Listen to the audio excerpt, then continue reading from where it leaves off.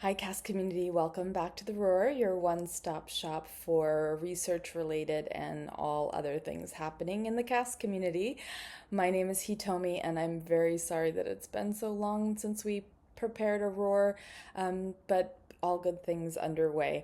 We just had the first Project CASK virtual open house. It was great. It was wonderful to meet a lot of families that I hadn't met before, and we wanted to do sort of a wrap up of that, or a little summary, a mini summary of that for those of you who weren't able to attend today.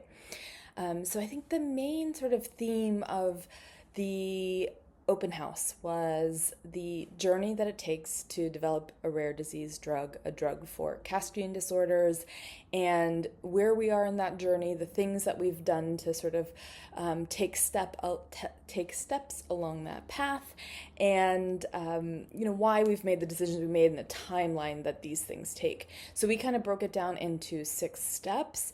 This is not necessarily the official 6 steps of the drug development process, but it is, of course, based on that, just with our little Project CASK flair. Well, the first is building your team. So building your team, meaning the scientists, the creating a network of scientists that work across disciplines. So taking the richness that we had in the CASK community in terms of the basic research and kind of connecting that into some more translational research for therapeutic development. It's building the Project CASK team and all of the amazing volunteers. We're all volunteers, but the sort of core team and then the volunteer CASK force, as we fondly like to refer to them. And also all of the really critical partnerships that we have built along the way. These are partnerships like Combined Brain, like the Rare Epilepsy Network, like the Orphan Disease Center, Citizen Health, Rare X, probably genetic. I know I'm missing some. Jackson Laboratory. I'm really sorry for anybody that I'm missing, but you can go to our website and see all of those partners, and they are super crucial. They connect us with patient advocacy groups who have gone down this path before us and have so many lessons learned to share with us. They also connect us with experts and researchers and industry who can give us really important insights and help us not make some of the mistakes that can be made, or just think through some of the challenges that we're facing. So really important. So that's kind of our step 1, right? Building the team. Step 2, build the research toolkit. We have made a lot of strides in this area too. We have joined the RareX platform, as many of you know, and this is caregiver surveys, one aspect of creating natural history studies that's really important. Also, we are supporting the development of mouse models. So that's at Baylor College of Medicine. We are funding some of the work to build mouse models. We also have a partnership with Jackson Laboratory, and they are developing a very specific conditional knock-in mouse for CASK that researchers from around the world can use, and also things like induced pluripotent stem cells. So we have joined the Combined Brain biorepository. So within their biorepository, there is a CASK biorepository. And stay tuned next year. We're going to start to build that out more. Really important that we have these tools or these assets that need to be used to test different therapies, to understand more about the mechanisms of the disease. And it's really important also that we have those and that we're making sure that different variants are represented in those platforms. And then the newest is, and this is really important, if there's only one thing you get out of today's Roar, it is Citizen Health. So Project CASK actually was in discussions with Citizen more than a year ago when we launched, but they went through a divestiture process and sort of just recently relaunched themselves. So we're really happy to have that one going now. It's really important. And we are asking everyone in the CASK community, particularly those in the US, and I'll explain the difference in a moment, to sign up with Citizen. Citizen is this really amazing platform that creates a win-win situation for parents and caregivers, and also for patient advocacy groups like Project CASK. For parents and caregivers, it is the easiest way I've ever seen to have all of our child or loved ones' medical records in one place. It literally takes, I promise you, takes less than 5 minutes. Maybe it could take a little bit longer if your child's older and you've seen, hundreds of doctors and you kind of have to go through your mind, but you don't have to do it all at once either. But literally, you sign up and you put in the names. I didn't need to know the phone numbers of the doctors. I needed to remember their names. And Citizen is now going and collecting all of my daughter's medical records and putting them in one place. And so now for any other doctor appointment that I have moving forward, I can give the doctor access to those and they can see everything in one place. So really incredible and powerful for parents and caregivers.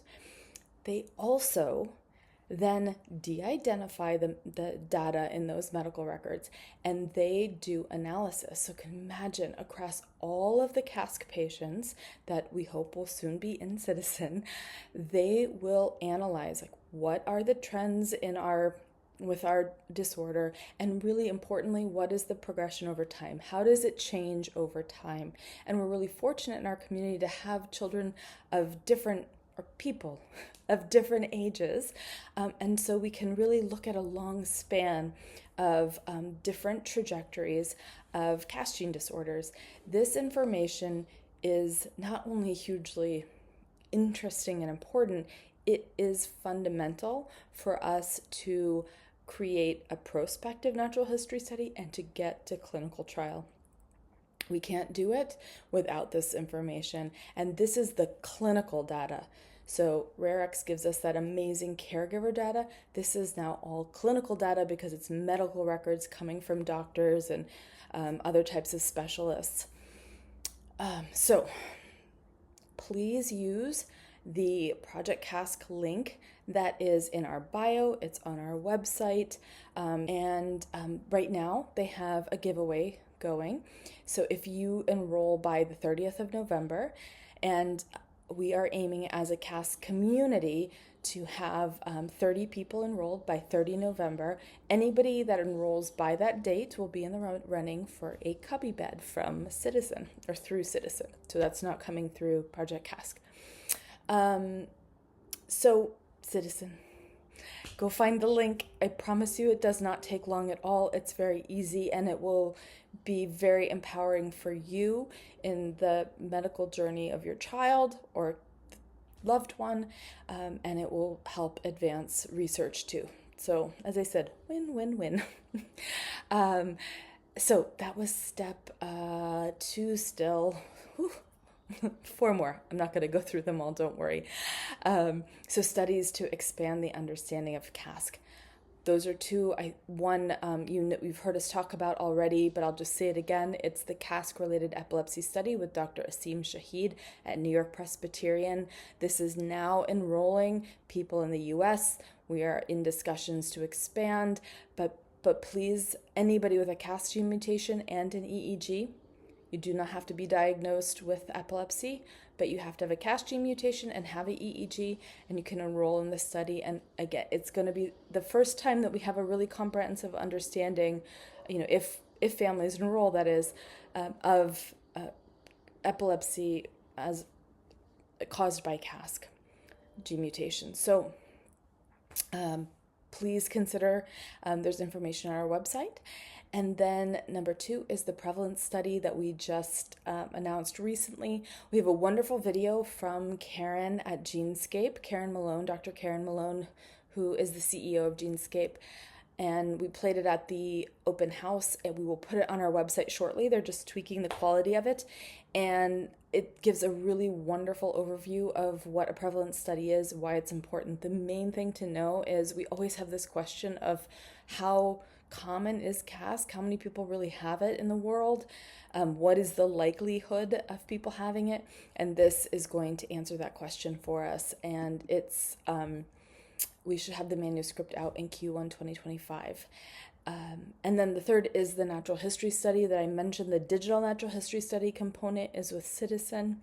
And so that is also will be underway really shortly. So step 4 is preclinical studies. And this is really exciting that in just 15 months we're here. We already have 2 studies in the preclinical phase. And the preclinical phase is drug lead optimization and testing, right? So having actually drugs that you think have potential to be therapies for CASK, and you're testing them. So we have 2 underway now. One is the gene replacement therapy that we announced with Dr. Mingshan Shui at Baylor College of Medicine. And this is really promising, and I would recommend, if you're curious for more details on that, there is a roar that we did on that. That was the last one that we did, so go check that out. And then the second is a small molecule study with Dr. Hans-Jürgen Kreienkamp and Dr. Chung-Hui Pak, and they actually did also give us a wonderful video for the open house. We had some technical issues and we are trying to put that on the website, so if once we're able to do that. But I do also promise that the next roar I will talk about that, and I will do a deeper dive into that study because it's really fascinating. It holds great promise, and we're excited for what it potentially could do for our children. So I'm going to stop there because this is long. It's longer than I wanted it to be. But I hope that everybody is doing as well as possible. A couple of things upcoming. We next Sunday, the 24th, there is the Roar and More with Rachel Alves. Just a moment to kind of chat with other parents. The topic is about the holidays, but whatever people want to chat about, people can chat about. The other is, bishops. So there is a really cutely named Reindeer Rumble. It's a 5K, 10K in Rock Creek Park in Washington, D.C., which is just a fabulously beautiful place to have a run, and accessible. But it's also, there's a virtual option. It's on December 1st, so it's after Thanksgiving when we've all eaten too much. You can do a virtual run, and 25% of the proceeds from that run are going to come back to Project CASK. So you get all your family together. I'm going to try to do the same thing. They don't know it, but I'm going to do it. I'm going to try to do it. You can do a virtual run, a run for CASK. And then, of course, end of year campaign is underway, but we'll talk about that another time.